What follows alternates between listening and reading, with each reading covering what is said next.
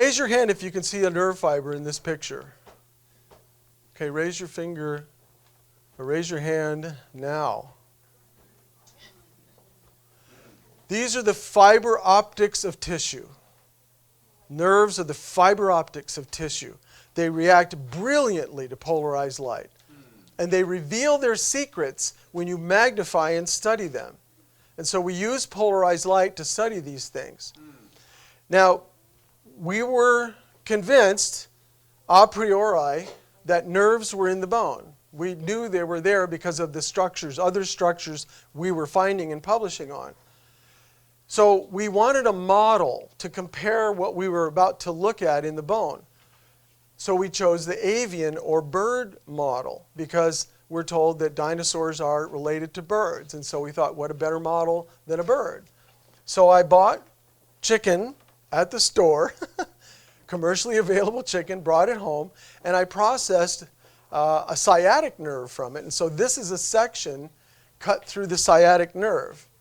And I have been soaking this at this point in the picture in a very heavy metal stain, a very dangerous stain called osmium tetroxide.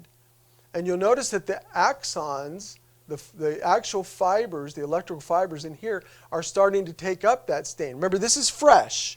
This is not from the ground. This is from a chicken. So this is the sciatic nerve. Here are the electrical cables in here, the axons. But you see really dark staining out here. See that?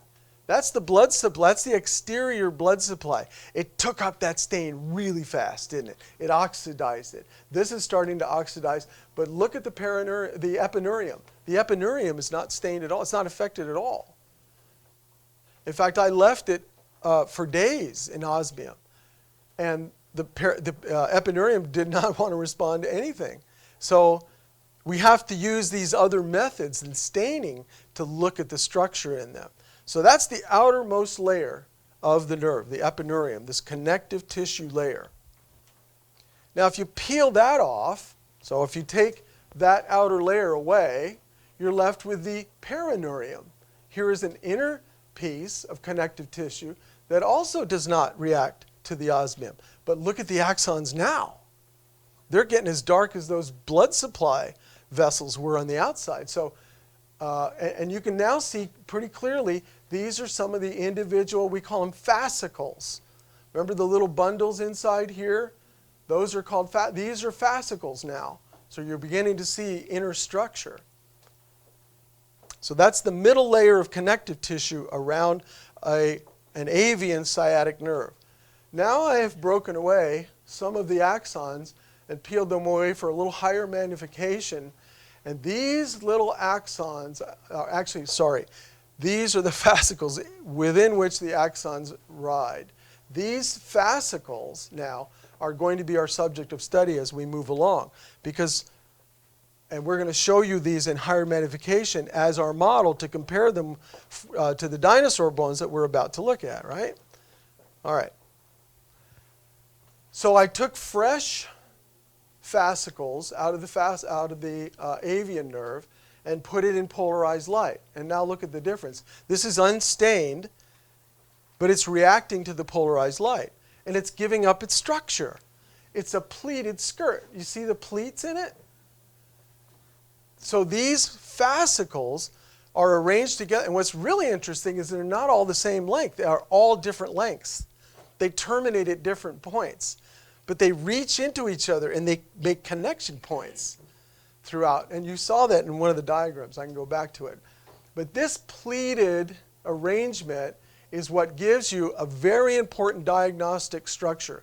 What do I mean by diagnostic? You know you're looking at nerve when you see this feature. That's diagnostic. And the diagnostic feature is the bands of Fontana. This is a fascicle now. So this has maybe 100 of these inside of it. They're moving in this sinusoidal wave pattern along the fascicle. And you can see the W's in here. See the W here? And there are W's in here. So that's an optical effect from the fascicles themselves that produce this. But it's a diagnostic effect because you can say, I'm looking at a fascicle, and you know you are. So that's our avian model in the bands of Fontana. Now, if you go back to that original avian nerve that we looked at, and you put light on it from above, and you look at that outer surface, you see a completely different arrangement. You see collagen fibers moving horizontally and 90 degrees to the long axis of the nerve. Remember, this is connective tissue, and there are layers, under layers, under layers. And you can't stain this stuff, so how do you work out the anatomy? You have to use polarized light. But collagen fibers are arrayed this way, and now you're going to see in a minute how they're arrayed a different way, deeper into the tissue. We went to the literature and we studied the work that has been done long before us. And I was amazed to see that even Antony van Leeuwenhoek, the father of the Dutch textile merchant, have you read about him? Father of microscopy, studied nerves. But even before him, other people have studied them. So nerves have been under intense study for about 350 years. But Professor Glees in 1943 worked out the anatomy of the epineurium and the perineurium using polarized light, because you can't really stain. Now you can stain this with silver and another couple of metals, but generally laboratory stains don't work. Here is a picture of a nerve that I removed from the bone of that chicken. So this is now a very tiny nerve. This is about 1/4 the width of a human hair.